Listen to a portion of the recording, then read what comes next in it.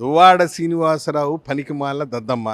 జగన్మోహన్ రెడ్డి నా కొడుకు పుడితే జగన్మోహన్ రెడ్డినో లేకుంటే అవినాష్ రెడ్డినో పెట్టుకుంటే ఎవరికి ఇబ్బంది లే, పెట్టుకో, నీకు కావాల్సింది.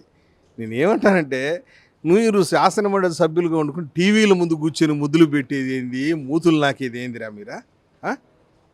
అంటే మీ స్ట్రాటజీ ఏంటంటే లోకేష్ బాబును పొగిడేస్తే మిమ్మల్ని తెలుగుదేశంలో స్వాగతం పలికి కండువా కప్పి చేర్చుకుంటారని నీ ఎదవ ఆలోచన.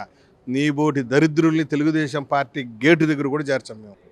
దువ్వాడ శ్రీనివాసరావు స్ట్రాటజీ ఏంద్రా అంటే, తెలుగుదేశం పార్టీలోకి ఎంటర్ కావాలి, ఎంటర్ అవ్వాలంటే లోకేష్ బాబును పొగడాలా, ఏదో భజన చేయాలా. ఒకవేళ లోకేష్ బాబును పొగిడితే ఇక్కడ ఎంట్రీ ఇస్తారు. వాళ్ళు చేసినటువంటి అరాచకాలు, టెక్కళ్ళు, నువ్వు చేసిన దుర్మార్గాలు, భూ కబ్జాలు అన్నీ మర్చిపోతారు. మీకు ఇక్కడ స్వాగత తోరణాలు ఏర్పాటు చేసి ఇక్కడ చేర్చుకుంటారని నీ ఎదవ ఆలోచన.